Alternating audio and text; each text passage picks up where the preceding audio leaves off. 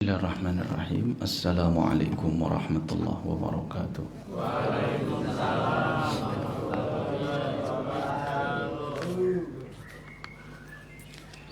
Alhamdulillah wassalatu wassalamu ala Rasulillah wa ala alihi wa sahbihi wa man tabi'ahum bi ihsanin ila yaumil qiyamah, amma ba'd. Baik jamaah yang dimuliakan Allah, pada pagi ini kita akan melanjutkan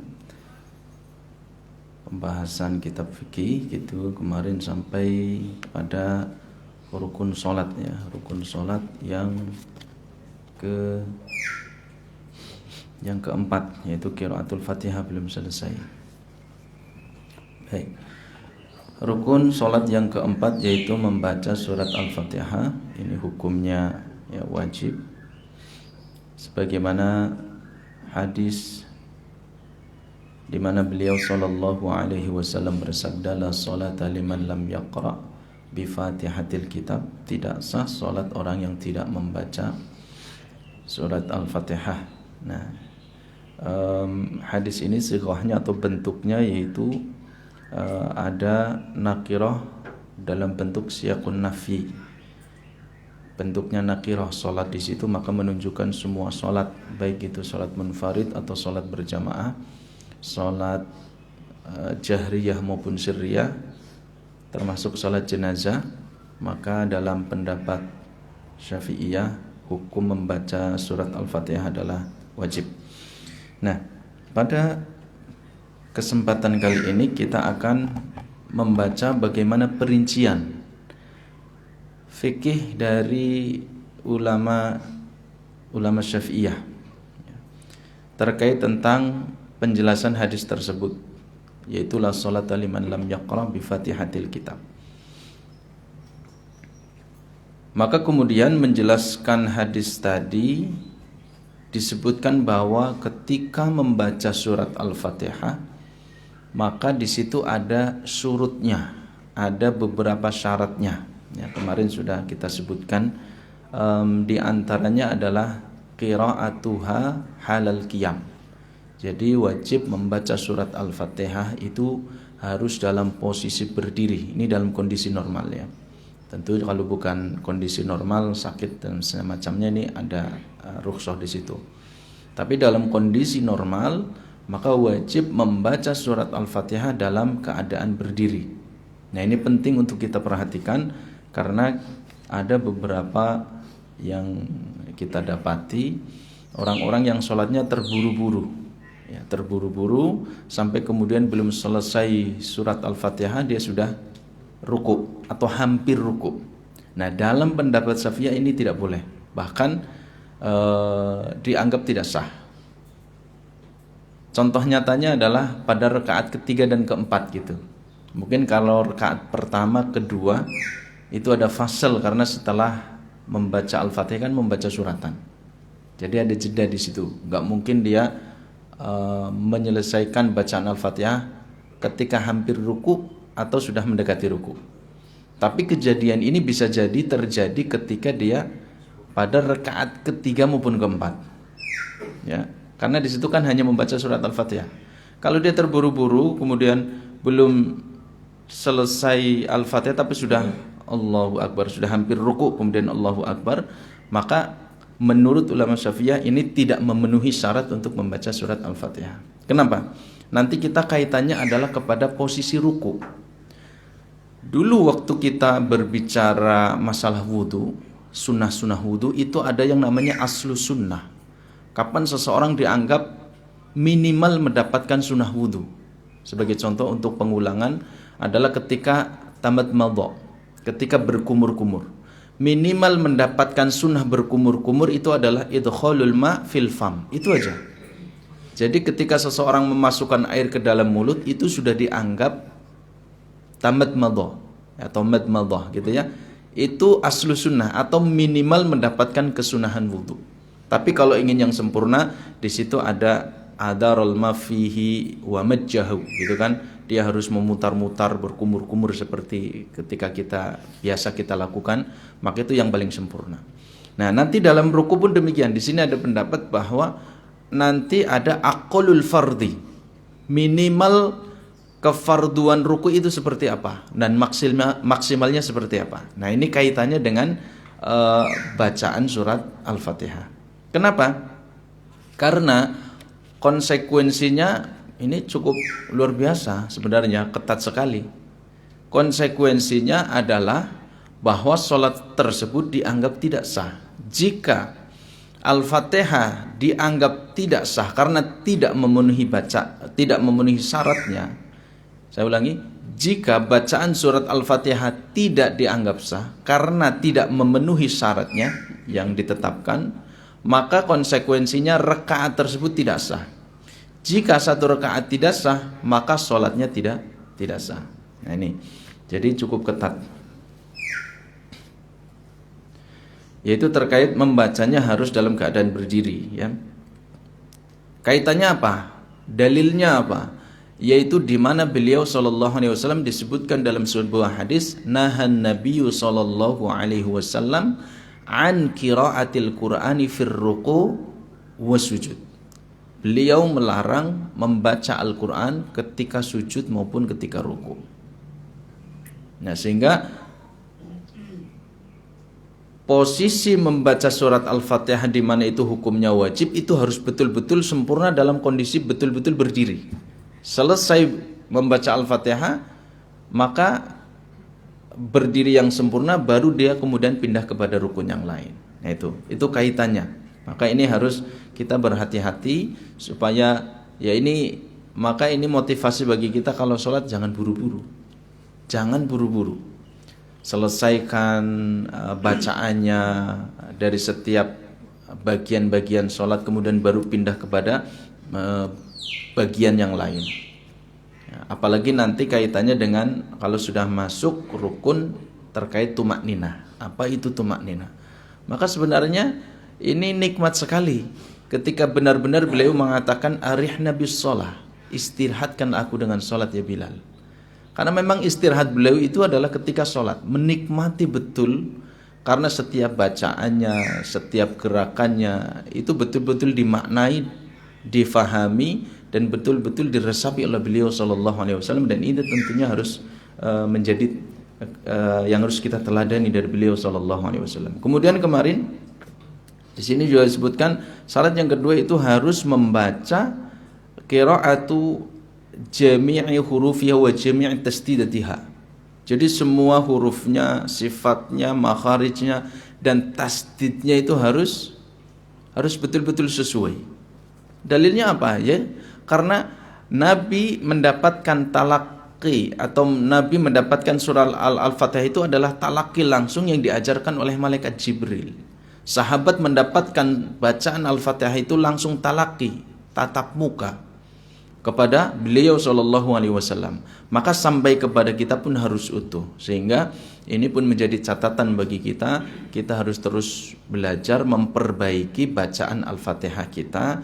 Mana tasdid yang belum betul, mana kemudian huruf-hurufnya, makharijnya yang belum sesuai gitu. Maka itu harus kita perbaiki. Ya, inilah pentingnya kita belajar. Mungkin selama ini ya kecil aku belajar Al-Fatihah gitu kan. Tapi ternyata di daerah sini masih banyak alhamdulillahirabbil ngalamin gitu kan. Nah, itu harus kita perbaiki, Karena Nabi mendapatkan surat Al-Fatihah talaqi langsung dari malaikat Jibril.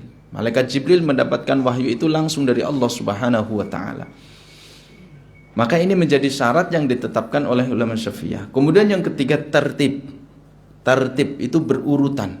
Baca Al-Fatihah itu harus berurutan, tidak boleh dibolak-balik. Kalau membacanya dibolak-balik maka batal bacaan Al-Fatihahnya, wajib diulang. Kalau dia tidak mengulang konsekuensinya batallah sholatnya. Kemudian yang terakhir al-muwalah. Al-muwalah itu al-mutataba'ah, berkesinambungan. Selesai satu ayat langsung pindah ke ayat berikutnya, tidak ada fasal atau jeda. Nah, ini penjelasan yang cukup unik di sini ya. Ini dikembangkan oleh ulama-ulama Syafi'iyah tentang al-muwalah. Kenapa? Karena tidak ada riwayat dari beliau SAW ketika membaca Al-Fatihah beliau itu menjedanya ya, memfasal. dijeda, kemudian cukup lama, tidak ada. Maka kalau tidak keliru, di dalam hadis itu disebutkan fa idza qara'a alhamdulillah tsumma qara'a ar-rahmanir rahim. Kemudian qara'a ayat seterusnya dan seterusnya. Jadi tidak ada jeda.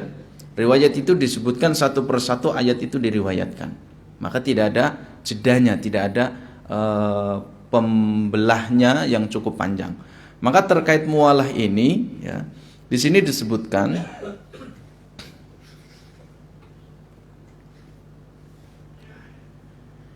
wa yajibu aidan muwalatuha. Jadi hukumnya wajib. Mualah itu hukumnya wajib, berkesinambungan. Ayat 1 selesai, langsung dilanjutkan ayat kedua. Ayat kedua selesai, lanjut ayat ketiga dan seterusnya sampai ayat yang ketujuh. Bi an yasilla ba'du kalimatiha bi ba'din min ghairi faslin. Yaitu dengan menyambungkan, artinya bukan menyambungkan ayat 1 dengan ayat 2, bukan. Maksudnya adalah selesai ayat 1 maka langsung membaca ayat yang kedua, ya. Karena beliau sallallahu alaihi wasallam ketika membaca Al-Qur'an itu ayatan. Selesai satu ayat berhenti, pindah ayat kedua, berhenti, pindah ayat ketiga. Jadi ayatan.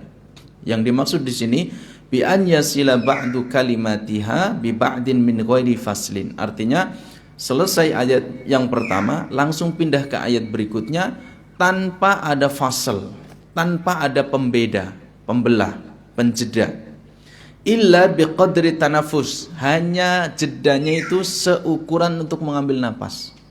Alhamdulillahi rabbil alamin, ambil napas boleh. Ar-Rahmanir Rahim, ambil napas. Sekedar itu aja. Ya. Fa in takhallala adz-dzikru baina muwalatiha qata'aha. Jika di sela-sela bacaan Al-Fatihah itu ada yang masuk berupa zikir yang memutus mualah, kesinambungan bacaan Al-Fatihah itu, maka qata'aha, dianggap dia memutus mualah, tidak memenuhi syarat al-mualah, ya, berkesinambungan atau berkesambungan ayat antara ayat 1 dengan ayat berikutnya. Maka di sini kemudian dibagi, al-fasal itu dibagi menjadi dua, ya, dibagi menjadi dua. Jadi penjeda antara ayat-ayat di dalam surat Al-Fatihah itu dibagi menjadi dua. Yang pertama adalah di sini yaitu fa in takhallala dzikru, maka yang pertama adalah zikir. Yang kedua adalah as-sukutu. Yang kedua as-sukutu, yaitu diam. Jadi dua ini, keadaan ini adalah dua keadaan yang memungkinkan seseorang ketika sholat menjeda bacaan surat Al-Fatihahnya, ya. Yang pertama as-sukut. Kita bahas dulu dari as-sukut, yaitu diam. Misalkan ketika seseorang baca Al-Fatihah, Alhamdulillahi rabbil alamin Ar-Rahmanir Rahim, kemudian ada suara Apollo gaduh gitu ya, maka dia diam, fokus, nah gitu. Karena dia terganggu dengan suara lain, akhirnya dia terdiam. Nah itu memutus bacaan Al-Fatihah. Ini terbagi menjadi dua. Jika sukutun tawilun, kalau diamnya itu lama, maka dianggap itu memutus atau memutus Al-Fatihah dan tabtulul Fatihah, membatalkan surat Al-Fatihah. Kenapa? Karena syarat yang keempat tidak terpenuhi. Dia membacanya sambil berdiri terpenuhi, semua huruf hukum-hukum tajwidnya terpenuhi, kemudian tertibnya juga terpenuhi berurutan, tapi ada jeda pemfasalnya, maka syarat yang keempat ini tidak terpenuhi, yaitu al-muwalah. Jika satu syarat saja tidak terpenuhi, maka dianggap Al-Fatihahnya tidak sah. Maka apa yang harus kita lakukan? Jika ini terjadi sukutun tawil, ketika dia melanjutkan tadi dari surat kedua kemudian dilanjutkan surat ketiga, maka konsekuensinya, akibatnya adalah hukum dari bacaan surat Al-Fatihah tersebut dianggap tidak sah. Kalau tidak sah, maka rakaat tersebut tidak sah, sehingga sholatnya tidak sah. Nah itu, hati-hati ini. Ini pendapat Syafi'iyah. Sehingga bagaimana solusinya? Solusinya adalah dia harus mengulangi dari awal. Jadi dibaca lagi dari pertama, Bismillahirrahmanirrahim, Alhamdulillahirrabbilalamin, dan seterusnya. Ketika ada pemfasal tadi, ada yang memutus bacaan Al-Fatihah, harus diulangi dari awal. Jadi kalau sukutun tawil, diamnya cukup lama, ya, misalkan dia apa ini rame-rame goduh gitu kan, jadi sholatnya fokus, memutus bacaan Al-Fatihah, maka harus diulang dari awal, supaya bacaan Al-Fatihah itu terpenuhi semua syaratnya yang 4 itu dan dianggap sah sehingga sholatnya sah. Nah ini pemahaman atau fikih yang dikembangkan oleh ulama-ulama Syafi'iyah. Itu yang pertama. Yang kedua, kategori sukut atau diam itu adalah sukutun qasirun, diam yang sebentar. Jika diam sebentarnya itu niatnya memang memutus bacaan Al-Fatihah, maka hukumnya batal menurut ulama Syafi'iyah. Ya, karena innamal a'malu binniyat. Ibadah itu tergantung, segala sesuatu atau ibadah, semua ibadah itu tergantung dari niatnya. Kalau dia niatnya memutus bacaan Al-Fatihah, berarti dia memang betul-betul meniatkan untuk tidak memenuhi syarat muwalah, berkesinambungan itu. Menurut ulama Syafi'iyah, maka itu hukumnya batal. Dari mana kita tahu? Ya pribadi kita. Orang lain mungkin nggak tahu. Tapi kalau kita niatnya pengen tak putuslah bacaan Al-Fatihahnya gitu, sengaja, maka hukumnya batal.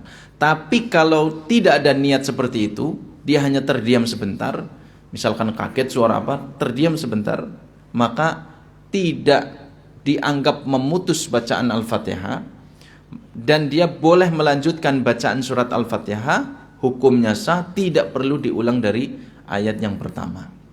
Itu terkait masalah sukut. Kemudian al-fasl yang kedua, kategori penjeda yang kedua, yang akan memisahkan atau mempengaruhi syarat mualah di dalam bacaan Al-Fatihah itu adalah adzikr yang tadi disebutkan. Fa in takhallala dzikru baina muwalatiha qata'aha. Maka ada dua. Di sini juga dibagi menjadi dua. Illa an yata'allaqa dzikru bimaslahatis shalah. Yang pertama, jika zikirnya itu terkait dengan sholat, maka dianggap tidak memutus bacaan Al-Fatihah. Artinya dia boleh melanjutkan, setelah ada jeda itu boleh melanjutkan bacaan Al-Fatihah tanpa harus mengulang dari awal. Kenapa ini harus? Karena memang membaca Al-Fatihah menurut mazhab Syafi'i itu hukumnya wajib. Maka ini harus menjadi perhatian serius. Saya ulangi, kategori yang pertama terkait zikir. Jika zikir tersebut terkait masalah sholat, maka bacaan Al-Fatihahnya dianggap sah, tidak perlu diulang dari awal, dia boleh melanjutkan bacaan tersebut. Contoh misalkan, kata'minil ma'mumi fi athna'i fatihatihi li qira'ati imamihi fa innahu la yaqta'ul muwalat. Contohnya adalah aminnya seorang makmum ketika dia membaca Al-Fatihah tatkala imam selesai membaca surat Al-Fatihah. Gimana Pak? Ini Al-Fatihahnya diulang-ulang ini. Kata'minil ma'mum, seperti bacaan amin seorang makmum fi asna'i fatihatihi, ketika dia membaca Al-Fatihah li qiraati imamihi, tatkala imam selesai membaca Al-Fatihah. Ada gambaran? Mantuk-mantuk ketone paham boten? Nah, jadi misalkan gini, tidak dijelaskan di dalam hadis kapan seorang makmum itu ketika dia bermakmum, kapan dia boleh membaca Al-Fatihah. Tidak ada penjelasan itu dalam hadis. Maka para ulama memberikan hadza amrun wasi'. Ini perkara yang luas, longgar. Mau dibaca bareng imam boleh, mau dibaca setelah imam ada sakta. Sakta itu ada diam sebentar, ketika itu boleh. Mau dibaca ketika imam membaca suratan, dia baru baca Al-Fatihah boleh. Atau membaca sakta, yaitu diamnya imam sebentar, jika imam itu diam, kasih jeda beberapa saat sebelum ruku, ketika itu juga boleh. Ya. Tapi yang lebih aman adalah ketika sebelum sakta, sebelum ruku gitu kan. Takutnya nggak sakta, dia baca nggak selesai. Nah, kasusnya adalah jika imam membaca Al-Fatihah jahriyah, kemudian dia juga ikut membaca, tapi tidak berbarengan. Ya. Mungkin dia bacanya lebih pelan dari imam. Nah, ketika imam selesai, ghairil maghdubi alaihim waladdallin. Dalam hadis disebutkan, idza qala al-imamu ghairul maghdubi alaihim waladdallin faqulu amin. Jika imam membaca ghairul maghdubi alaihim waladdallin, maka makmum bacalah amin. Maka dia harus membaca amin ketika itu. Nah, padahal ketika dia harus membaca amin, dia lagi membaca Al-Fatihah. Baru sampai ihdinas siratal mustaqim. Nah, kemudian dijeda amin. Itu kan fasal. Ya kan, penjeda bacaan dia dengan ayat setelahnya. Maka dalam mazhab Syafi'iyah, karena ini terkait masalah sholat, sehingga ketika selesai membaca amin, dia boleh melanjutkan ayat setelahnya. Siratal ladzina an'amta alaihim ghairil maghdubi alaihim, dan seterusnya gitu. Maka ini zikir yang terkait dengan masalah sholat. Kalau itu dijeda ada amin, maka dia tidak perlu diulangi dari awal, dia boleh melanjutkan bacaan Al-Fatihah. Nah, itu jadi ini tidak mempengaruhi bacaan surat Al-Fatihahnya. Itu sah. Yang kedua, bacaan ketika imam membaca ayat yang di situ disunnahkan untuk sujud tilawah. Membaca sujud tilawah, misalkan imam membaca surat apa yang ada sujud tilawahnya? Al-Alaq, gimana ayat terakhirnya? Wasjud waqtarib gitu ya. Naktitas dadakan memang mendan kaget itu ya, lalan. Wasjud waqtarib. Nah, itu disunnahkan di situ untuk sujud tilawah. Nah, jika imam memang terbiasa untuk sujud tilawah, maka ketika membaca wasjud waqtarib, maka imam langsung sujud tilawah. Allahu Akbar gitu, langsung sujud, enggak ruku dulu, langsung sujud. Nah, ketika ini kasusnya berarti makmum membaca Al-Fatihahnya bukan pada Al-Fatihah imam, dia membacanya di situ. Ketika dia baru ihdinas siratal mustaqim, imam wasjud waqtarib, kemudian langsung sujud. Nah, sementara imam di dalam hadis disebutkan innama ju'ilal imamu liyu'tama bihi. Imam dijadikan sebagai imam adalah untuk diikuti. Maka dia tidak boleh egois. Saya harus menyelesaikan Al-Fatihah dulu. Ya. Hukumnya batal sholat dia. Maka dia harus ngalah, yaitu dipotonglah bacaan dia surat Al-Fatihah, meskipun hukumnya wajib membaca Al-Fatihah bagi dia, maka dia ngikutin imam untuk sujud tilawah. Allahu Akbar, sujud tilawah. Setelah berdiri lagi, maka dia boleh melanjutkan bacaan Al-Fatihahnya tanpa mengulang dari awal. Kenapa? Karena sujud tilawah itu dalam sholat pun disunnahkan. Maka ini terkait dengan sholat, tidak perlu diulang dari awal. Itu contoh yang kedua tentang pemfasal atau penjeda bacaan Al-Fatihah. Kemudian yang ketiga, misalkan seorang imam mendapat seorang makmum yang sedang membaca Al-Fatihah, dia mendapati imamnya keliru. Nah, gitu ya. Misalkan dia memang saya nggak mau barengin bacaan Fatihah imam dengan Fatihah saya. Saya mau bacanya nantilah ketika imam baca suratan gitu ya. Imam misalkan baca surat apalah, misalkan surat juz 27 atau juz 28 gitu. Misalkan surat Al-Jumu'ah misalkan. Kemudian ketika baca Al-Jumu'ah dia lupa. Dan makmum termasuk orang yang dia hafal surat Al-Jumu'ah, tapi ketika itu dia sedang baca Al-Fatihah. Sementara makmum yang lain nggak ada yang hafal. Dia sudah bolak-balik keliru, maka kemudian dia yaftahul imam li qiraatihi. Maka dia membukakan bacaan imam, yaftahu qiraatal imam. Artinya membetulkan bacaan imam.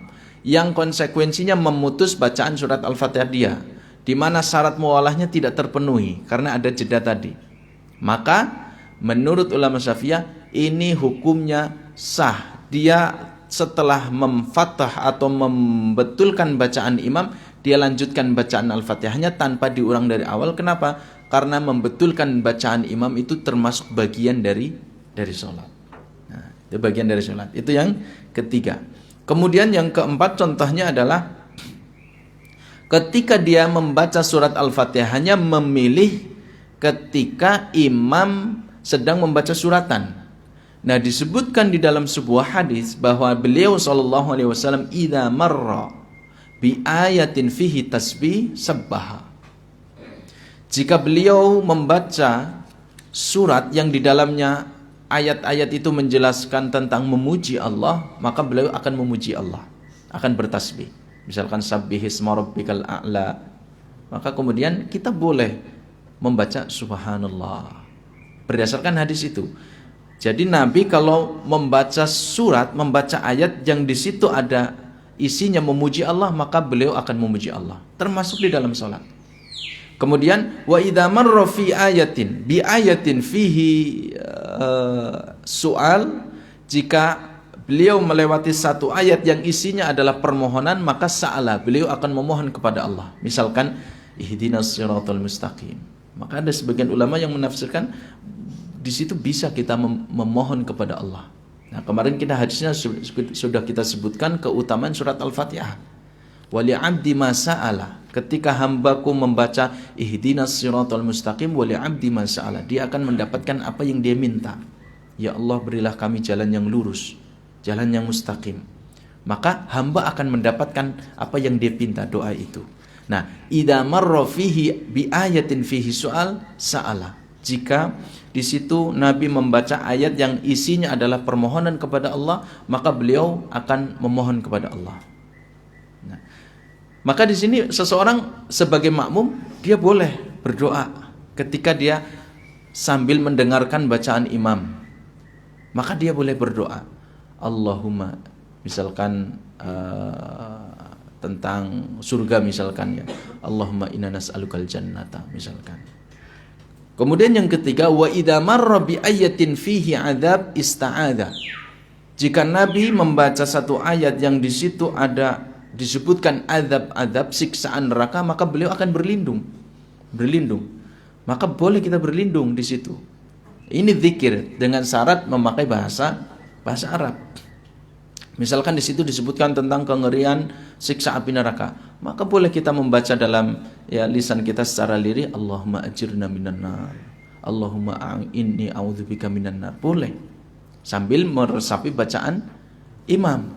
Nah, di sini ketika kita mendapati imam misalkan sabbahalillahi ma fis samawati wa ma fil ard, kita boleh baca subhanallah, maha suci Allah. Boleh hukumnya. Itu memfasal, misalkan kalau kita lagi baca Al-Fatihah, alhamdulillahirabbil alamin arrahmanirrahim maliki yaumiddin, kemudian di situ ada bacaan yang isinya tasbih, memuji kepada Allah, maka kita boleh subhanallah. Itu kan menjeda bacaan Al-Fatihah kita. Maka menurut ulama Syafi'iyah itu tidak mempengaruhi bacaan Al-Fatihah kita, boleh dilanjutkan setelah kita membaca subhanallah tanpa mengulang dari awal. Yang kedua, kalau isinya adalah soal, setelah kita memohon atau berdoa kepada Allah, Allahumma inna nas'aluka as-sihah, misalkan, ya Allah, Allahumma inna nas'aluka al-afiyah, aku memohon sehat kepadamu misalkan. Boleh. Maka doa itu tidak kemudian memutus Fatihah kita. Boleh dilanjutkan setelah itu.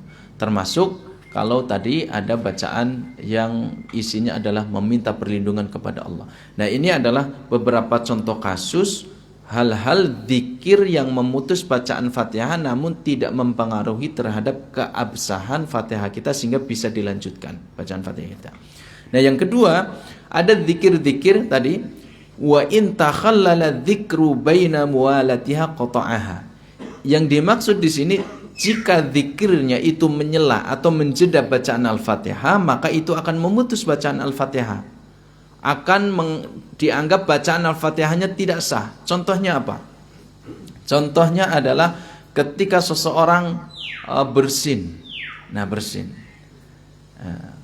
Karena ada di situ idza atishal abdu fahmadillah. Jika seseorang dia bersin, maka ada sunnah dari Nabi untuk mengucapkan alhamdulillah, gitu kan? Tidak disebutkan di situ harus di luar sholat, tidak disebutkan. Maka ini masuk pula di dalam makna bagaimana ketika kita bersin dalam kondisi kita sedang sholat. Apakah kita boleh membaca alhamdulillah? Menurut keumuman hadis tersebut boleh. Boleh kita baca, misalkan lagi berdiri bersin sudah gitu ya, alhamdulillah, tapi lirih ya.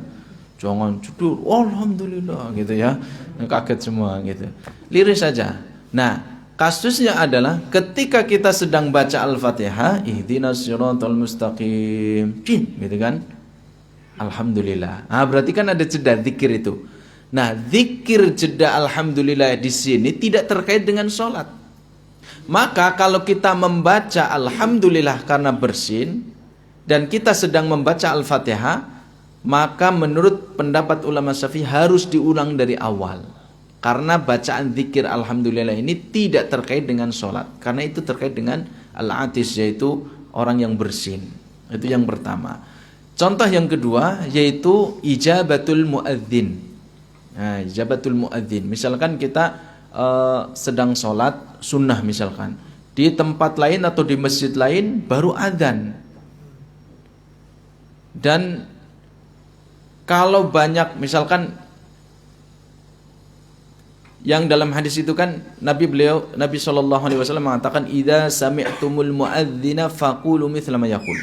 Jika kalian mendengar suara adzan maka ucapkan sebagaimana muadzin mengucapkan, dan pahalanya besar. Pahalanya besar. Nanti akan insyaallah mendapatkan syafaat beliau sallallahu alaihi wasallam. Nah, jika ini kasus untuk mendengar adzan, suara adzannya banyak. Di sana adzan, di sana adzan, hampir berbarengan. Ini bagaimana kita jawabnya gitu? Maka pilih salah satu saja. Misalkan masjid yang terdekat atau suara adzan yang paling jelas. Itu yang kita ikuti, Allahu Akbar, kita ikuti Allahu Akbar, dan seterusnya sampai selesai. Nah, kemudian kita setelah itu sholat sunnah qabliyah misalkan, atau sholat sunnah wudhu misalkan, Allahu Akbar. Nah, ketika membaca Al-Fatihah ada kemudian adzan yang lain yang baru dikumandangkan. Bolehkah kita menjawabnya secara keumuman hadis? Boleh. Ya, karena beliau mengatakan idza sami'tumul muadzina faqulu mithla ma yaqul. Maka ketika kita kasusnya sedang membaca Al-Fatihah, alhamdulillahi rabbil alamin, di sana sedang Allahu Akbar, maka kita boleh dijeda Allahu Akbar. Gitu ya. Karena pahala menjawab adzan itu juga besar sekali. Nah, tapi efeknya adalah akan memutus bacaan Al-Fatihah kita. Nah, konsekuensinya karena jawaban adzan itu tidak ada kaitannya dengan sholat, sehingga zikir ini dianggap memutus bacaan Al-Fatihah. Konsekuensinya maka harus diulang dari awal, karena bacaan Al-Fatihah menurut ulama Syafi'iyah hukumnya adalah wajib, baik dia sebagai makmum atau imam, munfarid atau jamaah, sholat sunnah atau sholat fardu, sholat jenazah atau bukan sholat jenazah. Hukumnya wajib, sehingga harus diulang dari awal. Dan dia harus memenuhi syarat tadi. Membacanya harus sambil berdiri, kemudian semua hukum-hukum tajwidnya sebagaimana yang Nabi baca itu harus dipenuhi, kemudian tertib sebagaimana Nabi juga membacanya secara berurutan. Yang keempat yaitu mualah, Nabi membacanya secara berkesinambungan, tidak diputus-putus, tidak dijeda dengan jeda yang lain. Tapi kalau ada jeda, maka tadi perincinya adalah seperti itu. Itulah fikih yang dikembangkan oleh ulama-ulama Syafi'iyah. Ada pertanyaan?